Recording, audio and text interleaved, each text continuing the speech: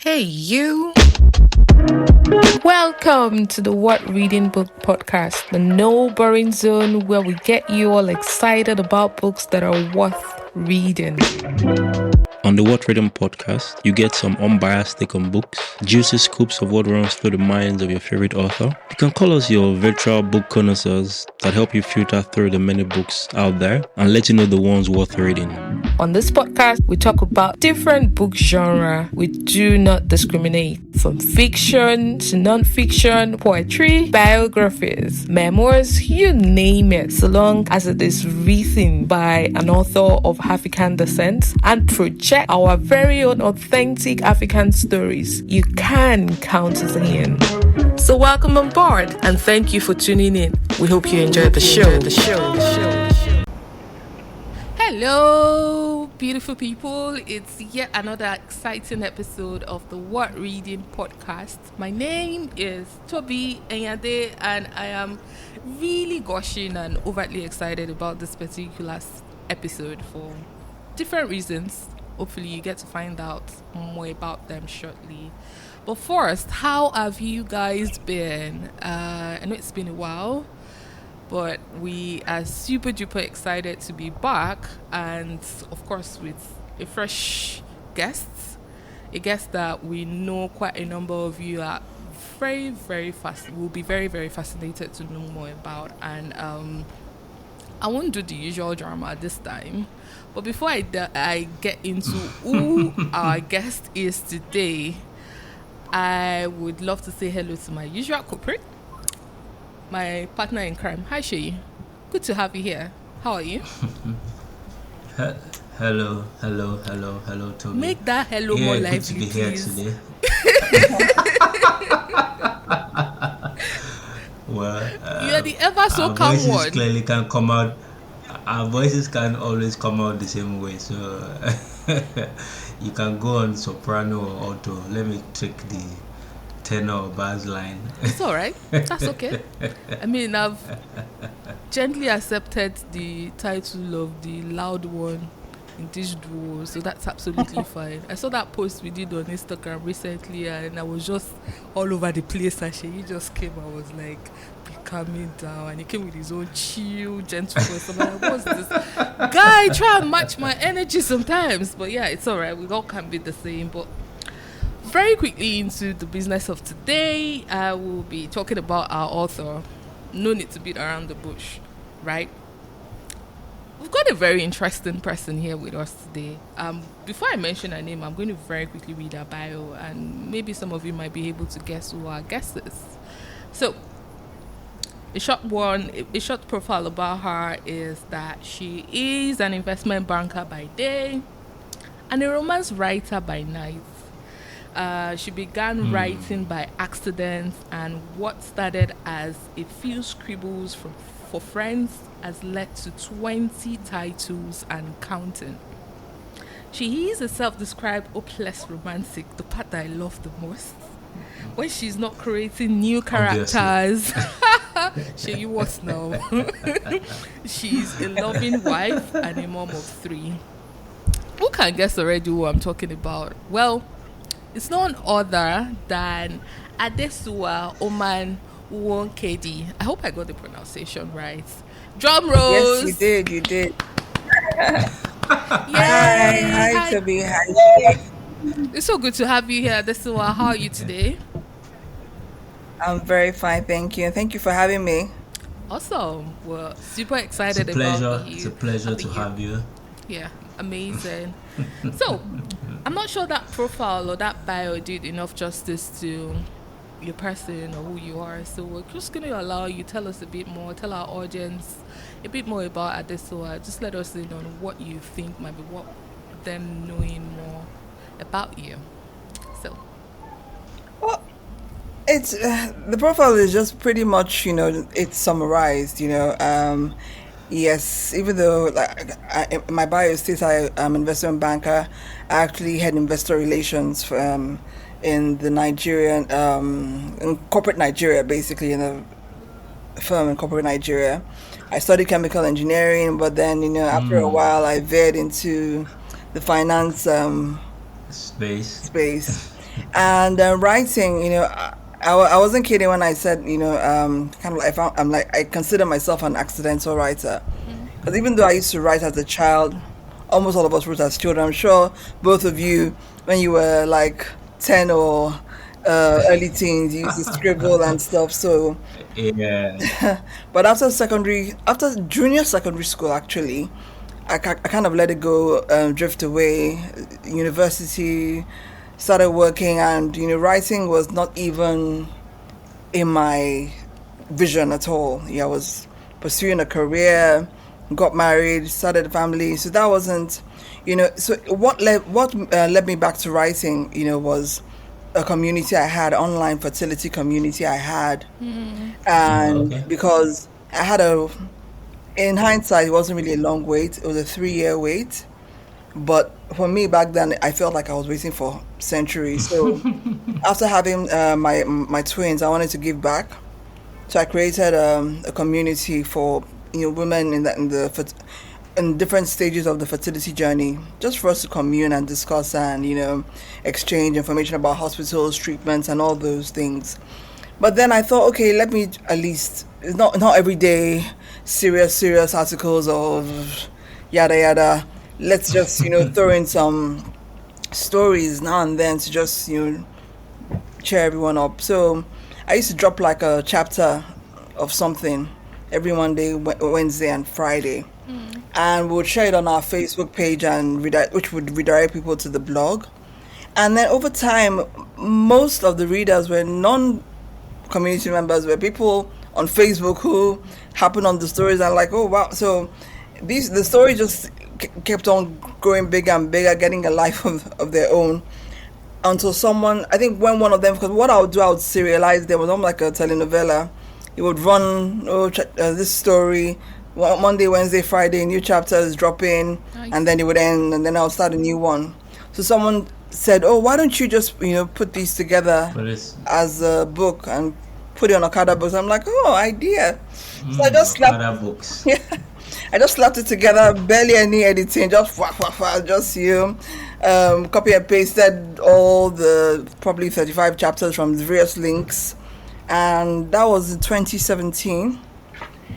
So after doing that for like the books I'd done already, I think it was the end of 2017. I started becoming intentional about writing them as books. I started, being more intentional about putting these stories together, thinking of these stories not just as series that I could just freestyle. Because back then, when I started writing, I probably didn't know how. I was just writing how the stories would lead. But then I became much more intentional in 2017. So yeah, and since then. Yeah, because it's an outlet for me. A lot of people ask me how I'm able to do all that, because I have a very intense 9 to 5 job, very demanding 9 to 5 job, and I have 3 children, married. So I have parents I'm also catering for. So it's people ask me how do you juggle, but it's an outlet for me. It's a means of escape. When I don't see writing as a task. I find that time that I can isolate myself to write. It's like a joy of myself getting lost in this fictional world I've created. So There's a point where you always like sort of find yourself or renew yourself in some manner. yeah. So yeah, that's it basically. That's exciting to hear. You saying that you started to write as well a young person, at some point stopped and then found it again. I think that many of us growing up as children in Nigeria, I've written one story or the other, one comprehension passage or the other, Yes. one either a red letter day or a day you never forgot in your life, or something about how your holiday went. I think there But was a subject in beyond that, not secondary everybody. school or primary school about English composition. Yeah, so it used to fall under that, right? Yeah, sure. Yeah, so composition. It's correct. So a lot of us wrote compositions at some point in time or the other, but not everybody built on that as a foundation for more serious writing. So it's good to hear that one way or the other you've been able to revive that aspect, that part of you, and how you sort of created a good cadence around it, such that it just comes and you just go with the flow.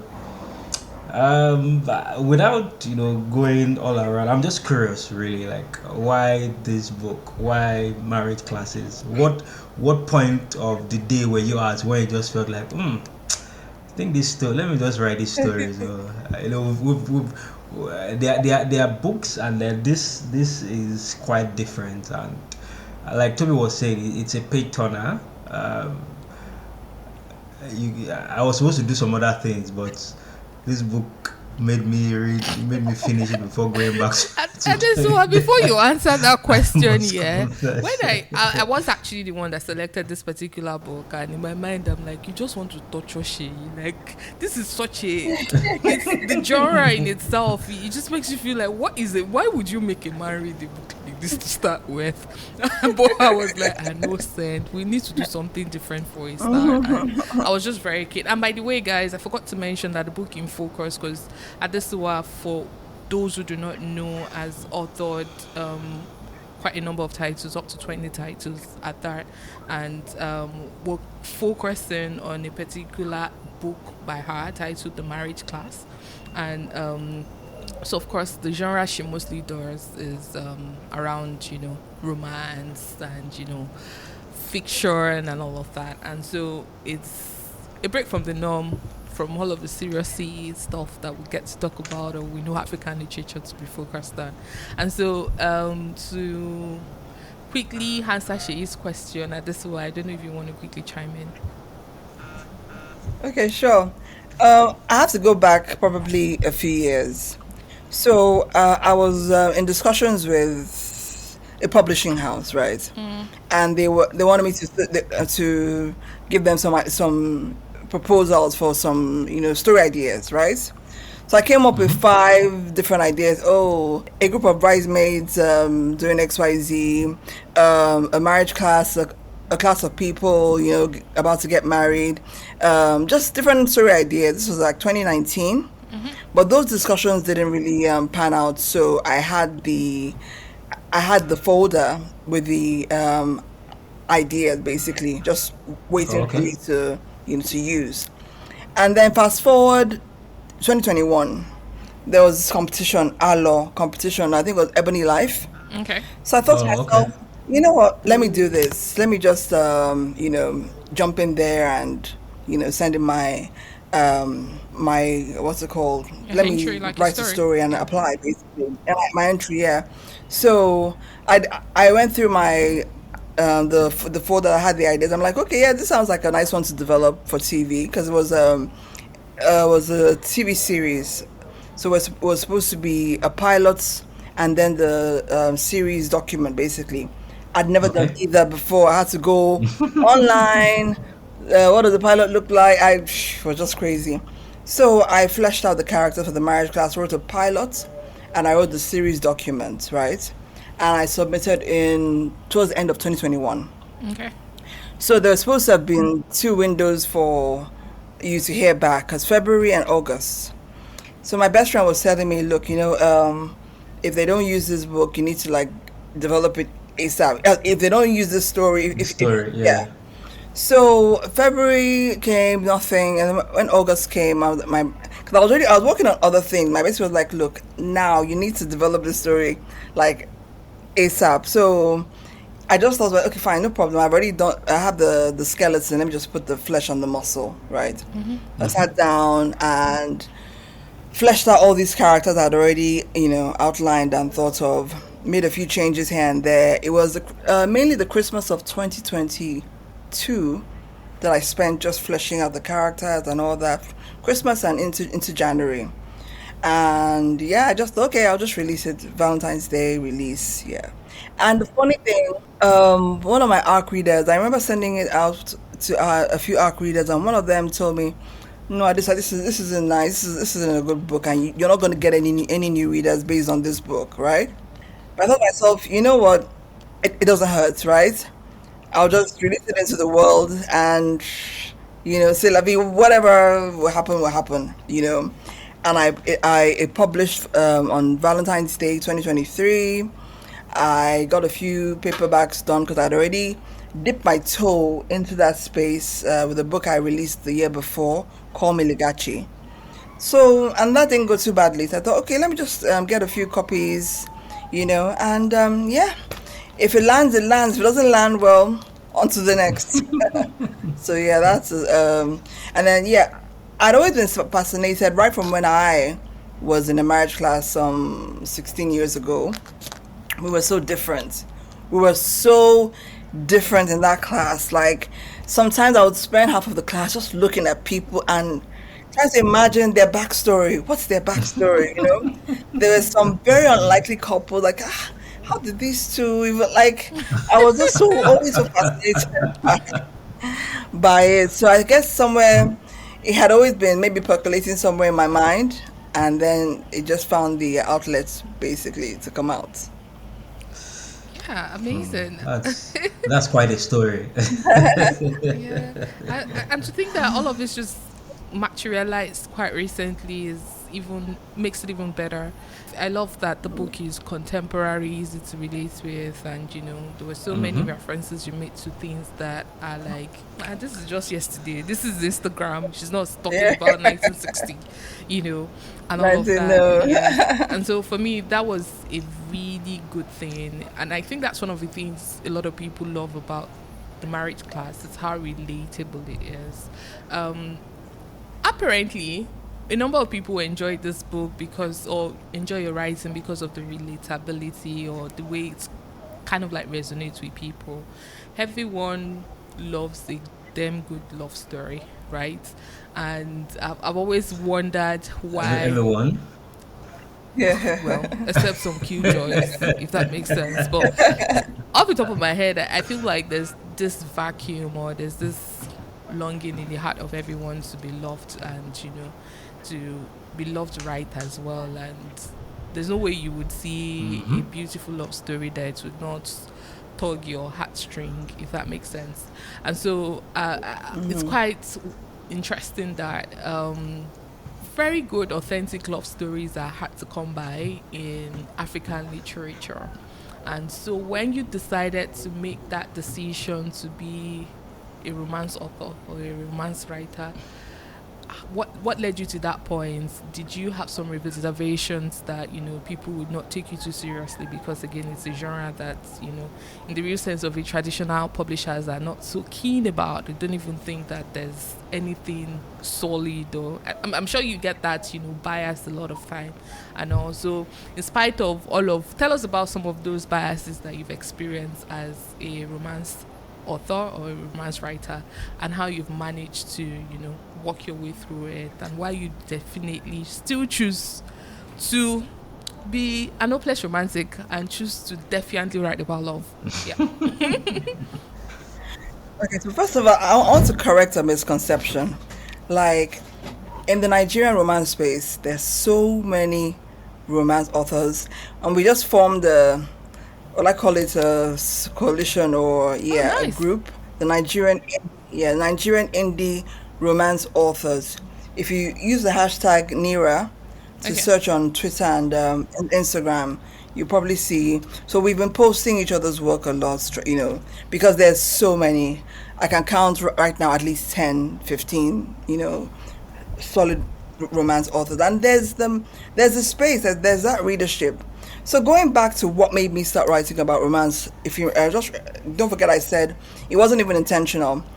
When I was writing stories for my blog, I was writing with myself as the primary audience. I was writing stories that I wanted to read, because I wasn't under any pressure. Nobody was telling me, "Oh, I just want to write X, Y, Z." I was just vibing and writing whatever I wanted to write, to share, because at the time, it wasn't my primary thing. I had the fertility community. That was sharing information that would help these ladies was my primary focus.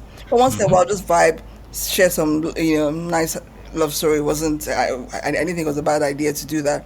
But I was writing stories for myself, What kind of stories would I want to read? That you like to read, yeah. Yeah. And even when I started, being more intentional about it and writing them as books, which I was sharing mainly on the e-platforms before I started going into paperback publishing of my books. it was almost like there were two universes. There was that universe where there were the writers, the Serious writers one. that are being published, serious writers, and yeah, props. I respected that, and there was our world where we're just serving the people who wanted to read a nice, simple, love story. You get. And I was never trying to compete or get into the space. So I thought, okay, fine. Like my younger brother has told me, look, I can't read your books. I'm sorry, your books are not my cup of tea. She's okay, it's fine. That is Ash. God. He has told me. But I love He his even still said honesty it on my though. birthday. Yeah, exactly. Like, look, listen, I don't. Good for you. I'm hailing you. He shares my work on his IG handle, no, but he can't read my books, and it's fair enough, So I knew that my books would not necessarily be everyone's cup of tea, They're lighthearted, and I write with myself as my primary audience. It has to be something that I want that would tickle me. If I were to today get up and say I want to write. Okay, I have two books that kind of have a murder mystery kind of element in there, and because I now decided to go veer left, I think I went a bit too far left because that book, everyone tells me, so that book was too dark. But in general, I was writing with myself as the primary audience, and I knew that at the time, though that's changing now. At the time, publishers didn't necessarily want to read African work with just lighthearted blah blah blah and some small mild conflicts as it exists between couples. I knew that, but I wasn't necessarily aspiring to be the next Chimamanda. I was happy to buy their books, read it, and be happy, but I just felt we were in our own silo, serving the markets that was interested in what we were basically giving. It's in recent times that I think it's kind of like crossed over. Publishers are now more interested in publishing romance. Masobi is very interested in romance now, and I saw yesterday that even Ouida, they have a new imprint for romance. So it's very interesting that there has been that deviation, at least with publishers in this in the Nigerian space. I don't know how receptive international publishers are to receiving lighter books from Nigerian authors. I know that they tend to prefer the heavier themed books, but I think in general there's romance in Nigeria is becoming more mainstream. Amazing. Well, I think that growing up, though, I enjoyed reading romance books. Did you? Yeah, I did. So, contrary to what Toby thinks, I did. So I wasn't torturing you after all. I did. I think I just and at some point when I used to write on Bella Niger, I recall that I wrote maybe 2 or 3 articles that were romance or love or emotions related, and I realized that they generated lots of comments, so I stopped because I felt like before these guys think I'm a love doctor or somewhat. So but nonetheless, I would say that I enjoyed reading the book. I really liked some of the characters, but most importantly, I sort of liked the direction that the book took across, the different stories. I would ask though that which of those stories would you say was quite personal to you, or was close enough to be personal, either something similar to yours, or maybe something that you know that this one is not entirely fiction, or this one I just tweaked someone's story small, and The funny thing, the story that I think is the closest to reality, based on people that I know, are the doctors. Oh really? Yeah. Omasan and Ishe. And Ishe, yeah. That's the story that's closest to, even though it wasn't exactly that, but it was in that line. Together for a long time, lots of expectations, and in the end, they did not get married. So, well, that's spoiler. Sorry. No, well, I think that the spoiler will get people to look To out for it. look into the book here. I would say that my general takeaway from the book is how conversations like this, honest conversations like this, ought to be like prioritized in that, on that marital journey for loads of people. A lot of people shy away from them. A lot of people, just put them under the bed or under the bucket, or just pack it somewhere because of many things, which you also kind of typified with some of the characters, because of things like societal pressure, because of things like families demands, Mention the and elephant just is the room general because of feeling. sex too. Yes, that was Sheyi. Let's be honest now. No, I honestly But if felt you look like at, but no, for no, quite a but no, number no, of the Toby. characters, that No, was like a common if you denominator.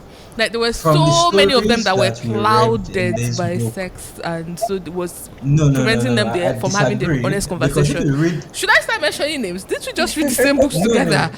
no. If you read, from the stories, what I find there is it wasn't even for many of them, it wasn't even a factor. So it wasn't a case of, because of it, maybe just one of them or two of them So, when it yeah, was a factor. at It least. wasn't a factor for most of them. For most of the others, it was a case of, it was either a character issue, or a personality issue, or a career misalignment issue, right? So it wasn't a straight jacket. Oh, because these guys were having No, sex, no, no, so no, no, no. that then I guess you're became missing the a point, or maybe I didn't actually structure that feedback correctly. How did they find themselves okay. in that conflict or in that scenario in the first place? There are some of those things that you shouldn't have even stemmed up at the point when they did at all in the first place. So I could take a good example with what's the name? Let's talk about which of them, April and Boma, for example. In my mind, I'm like, April and Boma, yes. what are those two people doing together, for crying out loud?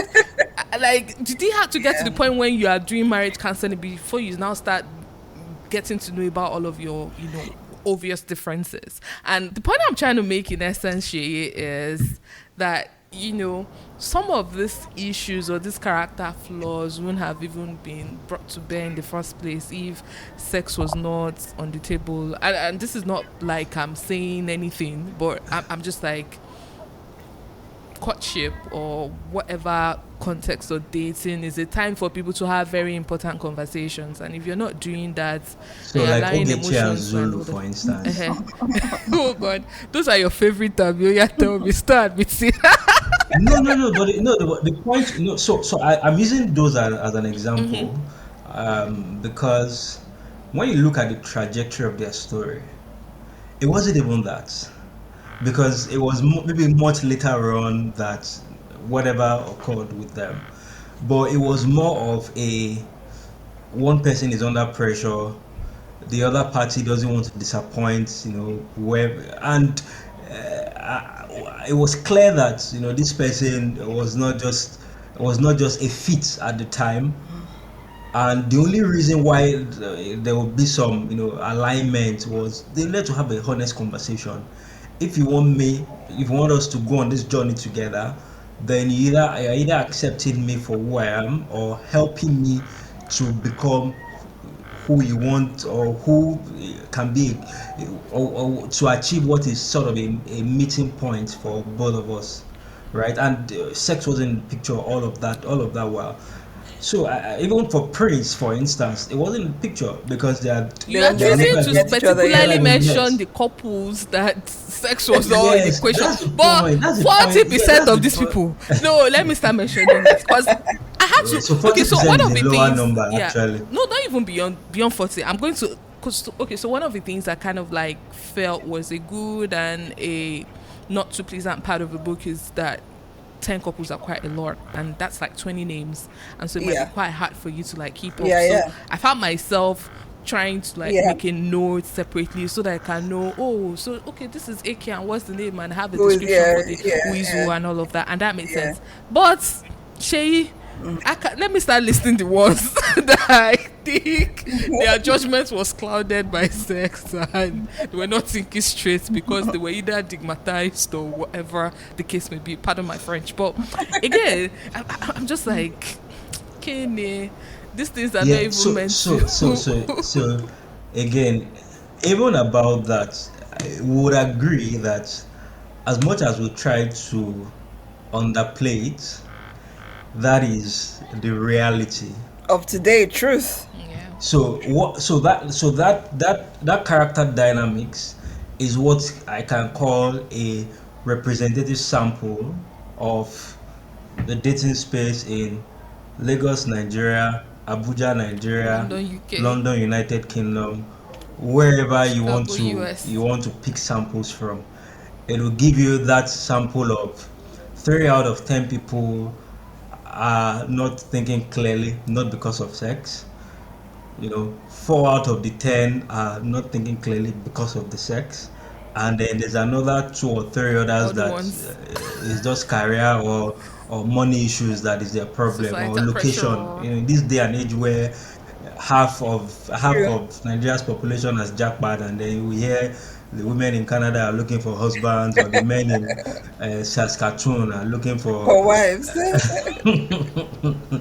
right. So it just gives us a very clear representative sample of what is currently going on in the world today. And if you look at if you read stuff on social media, for instance, you realize that and you hear horror stories of one girl has come back from a weekend and is telling, I think Too even much a Insta few days blog ago and there was a Joro, story that the like, guy put out. right? Yeah, there was a story that the guy put out of meeting a lady in church, and then oh, and that's just what is happening, right? But in all of that, one of the things that I always look at as the north star for the book for me is the fact that each and every one of them at least came to a rational point, right? So in the midst of all of the confusion, that class, either the class or the process of going through the class, help them come to a rational point of to proceed or not to proceed. And my two biggest winners, right? Again, well, for those that will listen to this, have to go and read that book. My two biggest winners would be Sonia, no, Ewa Ewa. and Zulu.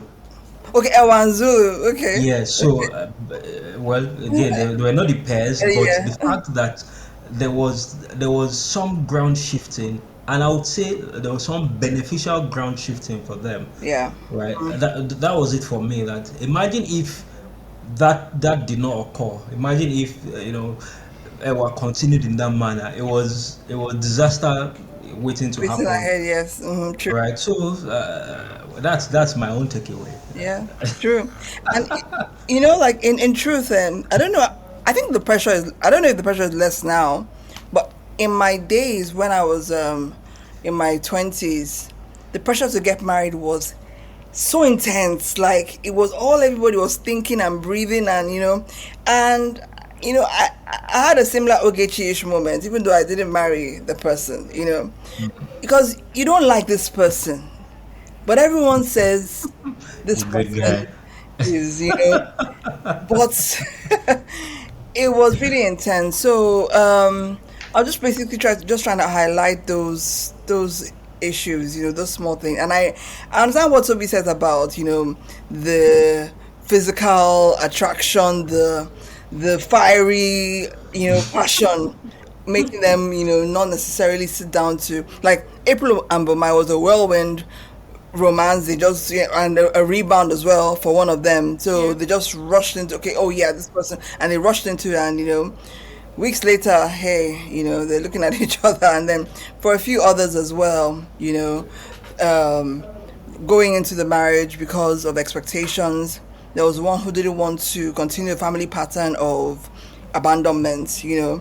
going into a marriage because you feel I've reached a certain age, let me just, or going into marriage because you have Because you have it an got to your head, an ultimatum. ultimatum, yeah, marry me or else, So those kind of things. And like speaking to the number of characters, like going back, I did have 10 characters in the original document.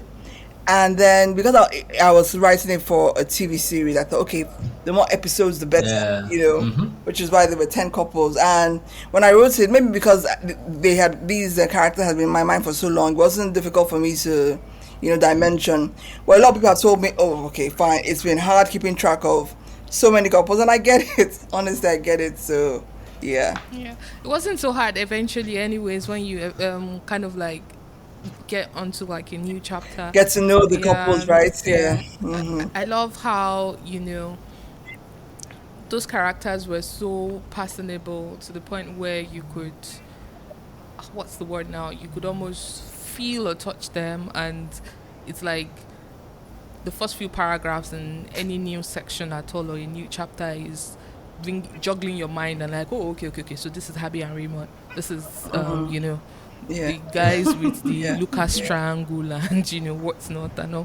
For me, one of the couple that just seemed like the most unlikely, like I almost felt like their happy ending was slightly forced, and this is just my personal opinion, will be Ogechi and Zulu, because I'm like seriously, that it's not compulsory that they should have ended up together, because that part around the way you describe Zulu, oh my goodness, made me feel like, what are the odds that they would eventually reach a compromise? And it felt like, is that part believable though? Can something like this happen in real life? But yeah, I get it though. Love happens to us in the most unlikely places. Well, I think the reason why I wanted them to end up together, there are many Zulus who have a very rough exterior, right? Use the word rough loosely. Have a very, but deep inside they have like a heart of gold, So I wanted to paint a Our picture Igbo of a man brothers. who, he might. Oh my god. Truth. I have a few friends who married some guys who we thought, Very crude. this guy, okay. And I tell you, 15, 20 years later, these ladies are having the time of their lives. to finish the oh my god. Well, I don't know why Igbo men are usually the culprit when it comes to this anyways. I was kidding or joking with Things one of like my this, friends, right? like, Igbo men can marry anything. Like, they can marry any woman. They don't discriminate. I'm not there. No, Shay. I'm not there. Whatever. I'm not going to say that this is my podcast. If you have issues, go and start your own and talk What? about it. But I mean, it's somewhere in my mind where I'm just like, these are the most liberal-minded people that I've ever come across in the Nigerian context, right? And so the way you described Zulu just made me feel like, Kai, this man definitely needed a lot of refining to happen, and the odds that a woman like Ogechi would eventually find something spectacular or special about him eventually was like, I tell you, Toby, there are those couples where, in fact, I've seen so many. The ones I know and the ones I just see online, there's love so is many like of these men who beauties in the eyes of the beer holder. they'll want their way into your heart, and before you know it, women are like in love with them, what's and all. The love is blind part that you said, the references AK and Choma. AK and Choma, right? The Beauty and the AK and Beast. Choma, right, okay. Oh my goodness, fine boy. We go fine. Oh boy. I wanted a reverse Beauty and the Beast in quotes. Like when you think about Beauty and really like it. So I wanted it to be, a reverse Beauty and the Beast. But I think that even that picture you created, it still occurs in current day, where there's that guy that is a ladies' man, is the center of attraction in every gathering, and people look at it and people are like, how is he with this babe? Why not with this other babe? And the guy is like, 9 out of 10 times they marry a girl who is like homely, very, who is not as flashy as Yeah, the kind of actually. girls that people would expect him to end up with. 9 out of 10 Yeah, times, yeah. yeah.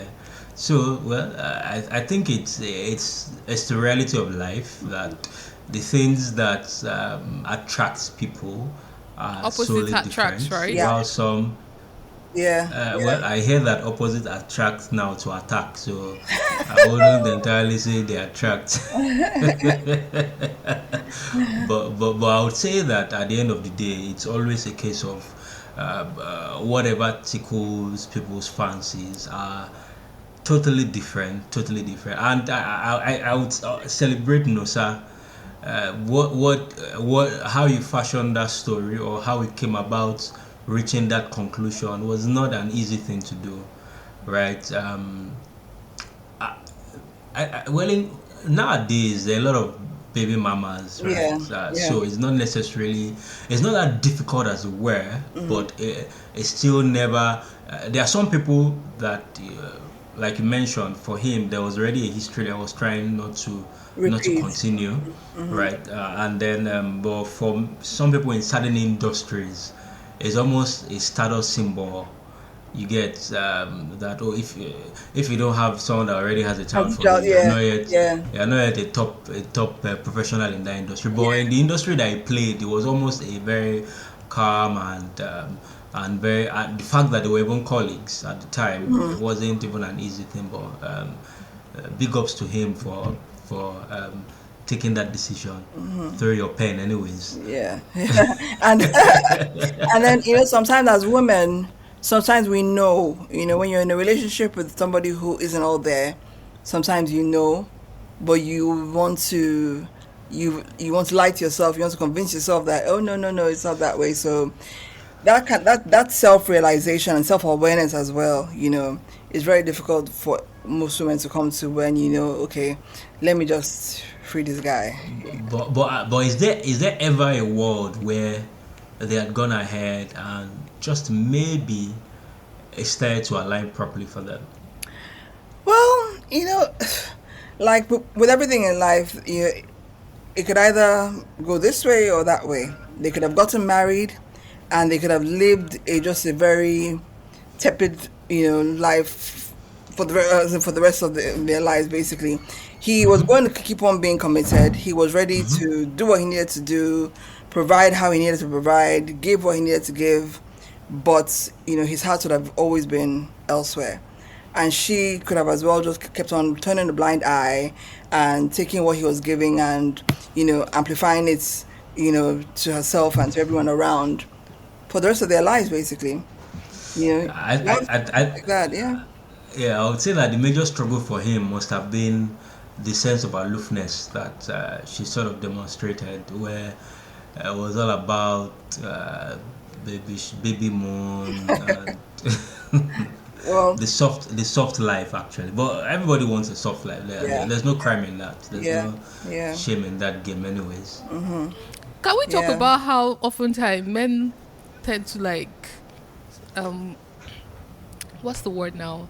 They tend to just embrace this aloofness that she just talked about, especially when it comes to issues that have to do with their heart, and would always put responsibility, obligation ahead of how they on the genuinely woman. feel and all of that. And I mean, Inosa could have eventually gone ahead to get married and continue to do that for the rest of his life, and feel Yeah, that anything that has to do with emotional connection or genuinely panting after someone or connecting with yeah, someone is not yeah, necessary. Like responsibility yeah. supersedes and all of that. Is there anything that you think is responsible for this? Is it a cultural thing? Is it the women are naturally wired to maybe not The men I know that have express done that, themselves? the men I the men that I know that have become a kind of aloof, Yeah. people very close in my close circle, have become aloof after heartbreak, a bad episode. One bad episode. That's the men I know, anyways. One bad episode, and then they shut down. And then, whereas before they were giving 100, with the next girl they give her 20 because they don't want to have to feel go back to feeling that way again. So they're ready to just, continue keeping most of themselves and just giving a little bit, because in their mind they're protecting themselves. I'm speaking to people that I know, a close relative and some very close friends as well. So, and then I think on the flip side as well, maybe even culturally, men here have been conditioned to, okay, yeah, you have your main babe, and then you also have like several others that you're spreading your affection to. So there are so many reasons, but I think the most prevalent in my world, the people I know, have been one bad episode and then they shut down. Well, the example you gave is quite akin to saying people create coping mechanisms, and different coping mechanisms for different folks. But I would say that it's never a good way to live at the end of the day. Forever is a long time. Yeah. For you to be coasting or copying. And and to thyself always be true. Yeah. So because one day there'll be that snap. I know someone who married a girl. He was dating her casually, and I think her parents put they didn't want her to marry him. He was Yoruba, she was Igbo, and for some reason he just decided, you know what, I'm going to marry her. I don't know if it was supposed to prove a point. I don't know what that was all about, but they got married, and they had like about a 10-year run, and then one day he just decided, he was done. Yeah, he was done, and now he's somebody who he can't talk about her enough. When he talks about her, it's so much different because, we've been friends for almost 20 years. So when I see him talking about this girl now, this lady now, it's so much different from the way he spoke about the woman who he eventually went on to marry, So sometimes even the reasons, some people get into marriages or relationships because, the lady is XYZ's daughter, or marrying into this family can get me XYZ. So as long as you're not getting into a relationship for love or for the right reasons, or even if it's just a deep friendship, eventually I think, unless both of you are content to just live a very passionless and distant lives for the rest of your life, eventually these things will come to boil. I don't think anyone can go on the long term just being detached from everything.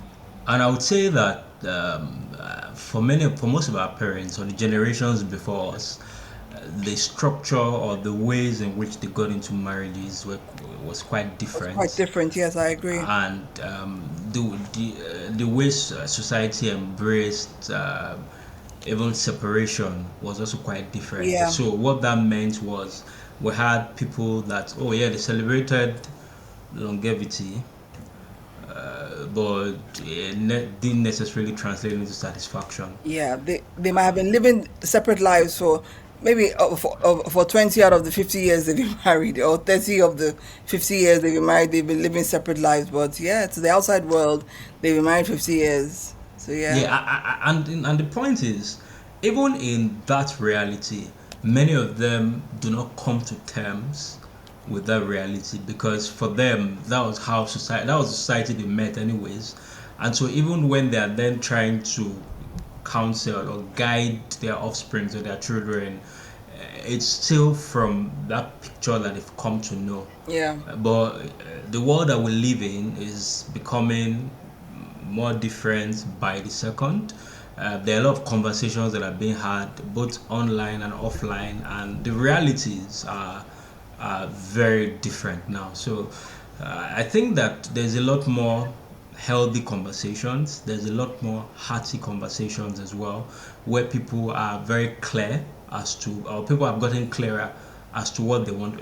Maybe that's why there are a lot more people. Why people, you said something about your time and how by your 20s there's a lot of pressure already.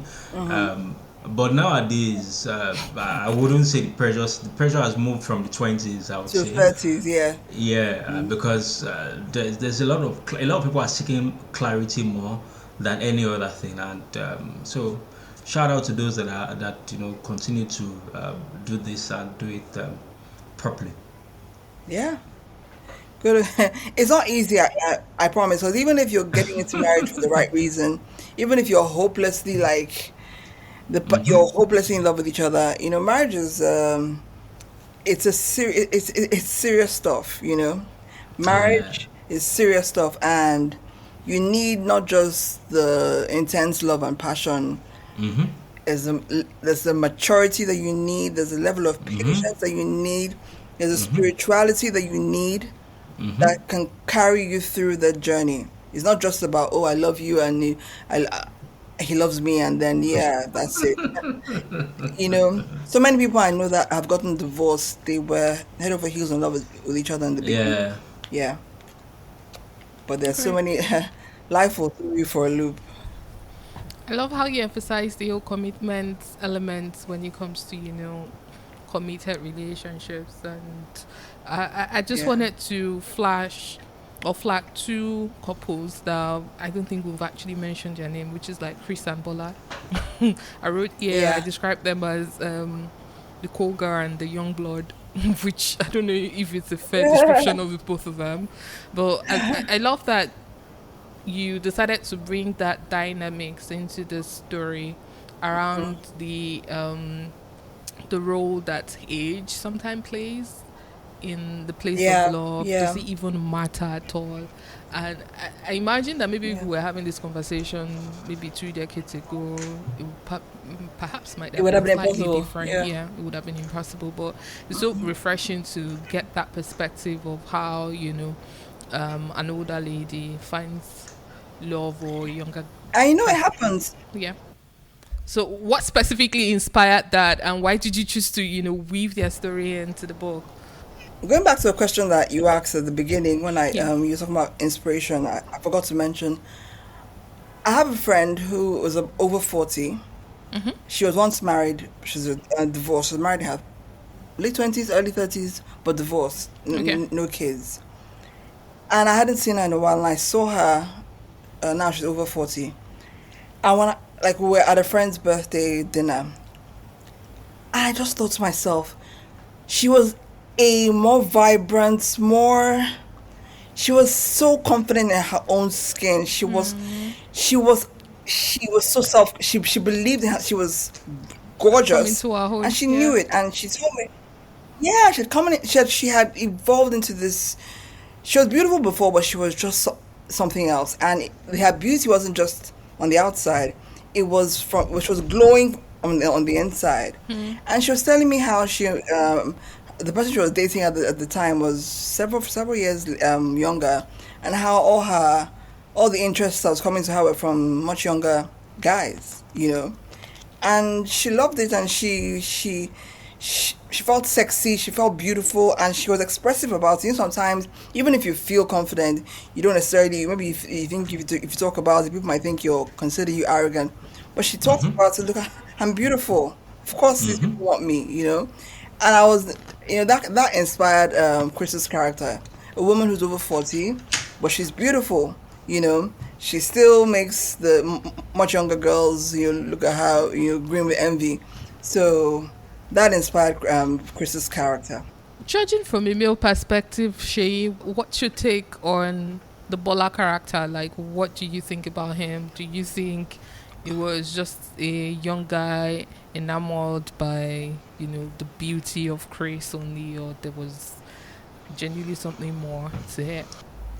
I would say that the final the final act that occurred between them provided clarity as to his intentions, right? Because again, aside from the age factor that he had, there was also the status factor, Hmm. right? So Yeah. it wasn't just one thing. There was also the status and the reality of that conversation on who is moving in with who and stuff like that.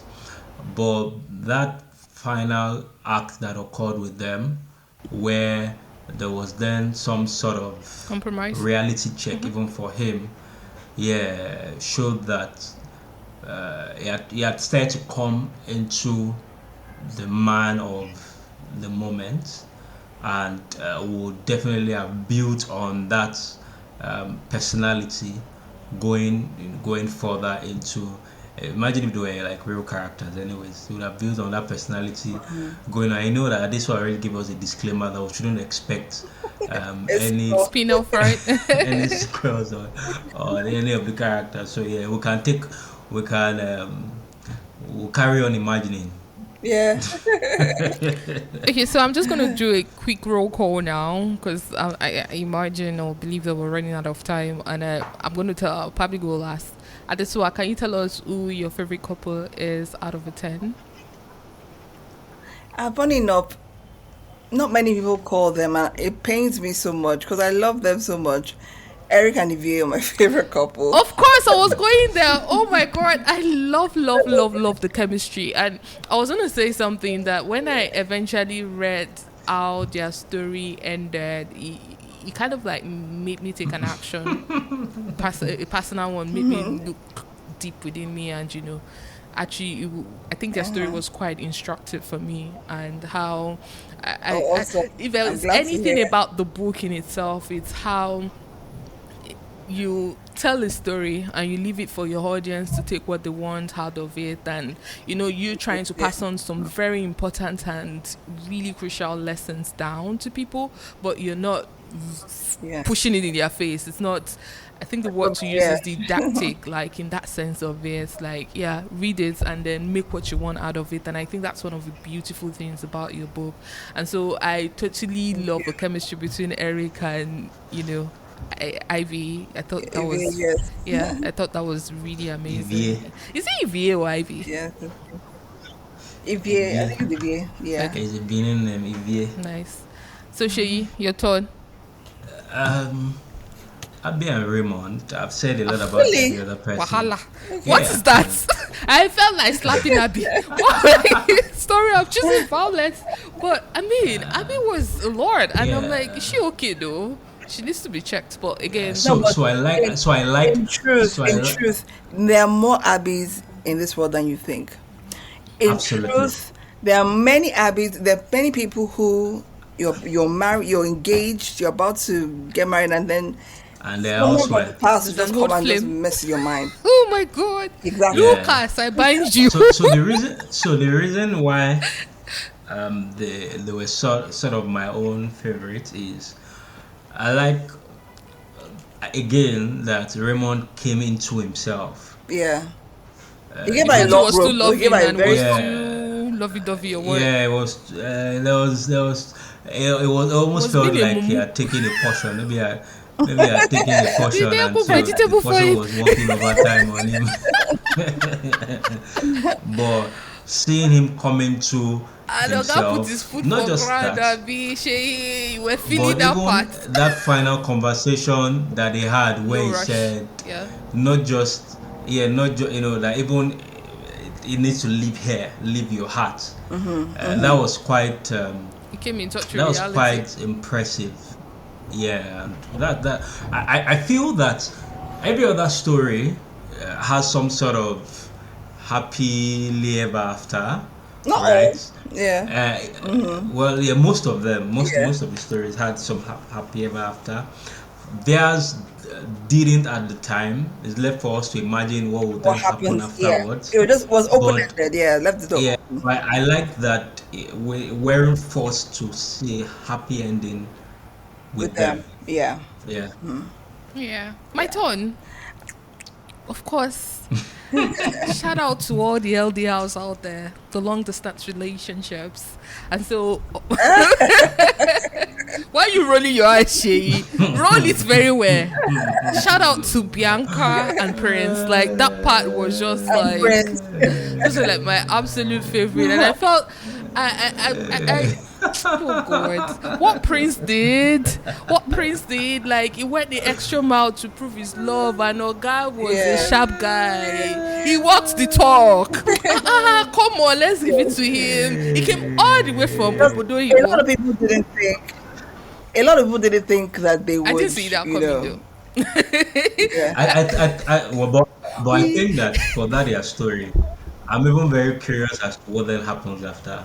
Afterwards. Because yes, now I'm again mainly because of I felt typically I felt it was quite quick. Yeah, some people will say it was decisive. Some people will say It doesn't take long, but I just Shay. You felt just that know what you want and go for it. These guys who I, a lot of guys who are abroad who want to marry from Nigeria, they don't waste time. Once they found someone that they like, they don't waste time. Well, what's the oh time my wasting god. about? No, I like you. My Boy family meets has girl. vetted you. Oh, Hey, nothing mad. new again. Yes. I think sometimes we overthink and overcomplicate those things sometimes, and True. we, You know, like there's a couple like they met each other. It was 2007, right? They met each other for the first time, probably April. I think by June he had proposed. I know about that by September they were married, or April, or August. August, September they were married. I think. And they are going strong 17 years later. I still ran into them at a birthday party Wow. with their children. They are going strong 17 years later. It's not by how long. I agree not by how long, but that felt quite short. Quite So, short. I don't agree, Shay. I love a successful LDR story. Yeah. Yeah. And And thank they you had for been giving it to talking on the us. phone for about 2 years or so, right? Yeah. So it wasn't like a sharp. They just hadn't met each other in person, but they had been talking on the phone. Oh, so yeah. Do you know I had cold Why feet the at some strangers? point, and I'm like, hey God, do what if Prince comes and it turns out to be a dwarf? Like, what if the guy is, I don't know, or is a case of what I ordered versus what I True. got? Like we see on What I Instagram got. and all of that. I was fervently praying on behalf of Bianca that I hope you don't end up chopping breakfast on this one. But yeah, I actually love Yeah. how that really panned out. And so what we typically do on every episode of a What Reading podcast is to like rate every book, and I think we're at that point now, Shay, where we would be letting Adesuwa know what our verdict is on the marriage class. So over to you, Shay. On a scale of 1 to 10, what would you rate the marriage class? interesting being over to me. I would give it a 7. Because I like this. I like these stories. Yeah. I like the relatability of the stories. I also like that not just because they're relatable, but there are lots of learning points from them. As casual as the book comes, I'm sure that the number of people that will read it and would have like reflective moments about their future decisions or their own journeys as well. So I think it's a book that as many people as possible should read, especially those that are on that at that point or looking forward to that point of decision. Great. Okay, awesome. Thank you for sharing. For me, I think I was in that funk, like that reading funk where I was just like, see, life is lifing me already. I really wanted something very easy and light, and the marriage class did that for me. And so for me, it's going to be like a 9/10. I know the reason Oh, wow. I am doing that is because I wasn't expecting too much, because there's a tendency that you oftentimes judge a book by its cover. You're just like, "Ugh, marriage class. I don't want some book teaching me anything about marriage. It's not even something that." Why are you laughing? Like, I beg. Like marriage, everybody should just go and sleep. I hear too much about that theme and that subject in my real life and everything. But the fact that I was able to enjoy it and able to turn the pages very, very quickly left me with characters that I could relate with and, you know, see in everyday life was just did it for me. And the simplicity as well of your writing style is also something that is such a breath of fresh air for me. I know there are moments in literature or literary fiction that's a different genre on its own, but I know with this it's not literary fiction, it's romance, and so it should be easy on my eyes, it should be easy on my mind, and I it just did that for me basically. The way it so much resonated was something that I thought spoke to me in that season or in that at that point. And so there's also very low chance that you would ever grab a fictional work and it will leave you with actionable points or things that you should genuinely, you know, go reflect about and possibly take actions on. But your book broke that norm for me. If you're looking for a book that will help you take actions or turn things around, then you go to like self-help motivational genre and all. But the marriage classes, romance, what are the odds that I will read a romance book and it will make me introspective and say, okay, you know what, be vulnerable. There's so much power in vulnerability, there's so much power in forgiveness and just chatting in your course and all of that. So for me, that's the basis for which I'm, you know, rating it a 9/10. And I really, really recommend that anyone who is up for like a very light-hearted book that is conversational. I mean, it's so topical. See how we could go on and keep talking about all of the characters from now till tomorrow, and we never get tired. There are so many dimensions there, you know. Then you should totally grab a copy of the marriage class. I'm aware this is available on Amazon. Adesuwa is self-published, by the way, and for traditional publishers that I haven't, you know, gotten or signed that up, you guys are sleeping on a bicycle. FYI, this is just me as a bookseller, co-founder of Roving Nights, putting the word out there and letting you know that you are sleeping on a bicycle. I know how many copies of this book we've sold at our store. It's actually out of stock right now at Roving Night across all of our, and but it's coming back soon. That she reprints pretty soon. It's coming back soon. Yeah. This is the one that's coming in the next few days. But yeah, it's coming soon. It's coming back soon. The marriage class come back soon. Yeah. Thank you so much. I really appreciate it. And I also want to, you know, because I listen to a lot of podcasts, and you know, there are not many podcasts that talk about African literature, Nigerian literature. You know, I've listened to some episodes of your podcast. You know, like with Nikki May. I want to say, it's just thank you for all you do, what you do in the Nigerian literary space. You know, your podcast, Something Bookish, Two Hearts. There's just a handful of podcasts that talk about Nigerian books, the way we want to listen, you know, to it. And yeah, you're doing a very great job. Thank you so much Thank you for that feedback. Amazing. This has been so exciting. Thank you so much for your time, and thank you guys for listening. I hope you get inspired to grab a copy of the marriage class and read it. Let us know what your feedback and your thoughts are on this particular conversation we just had with Adesuwa, and we will catch you next time. Cheers.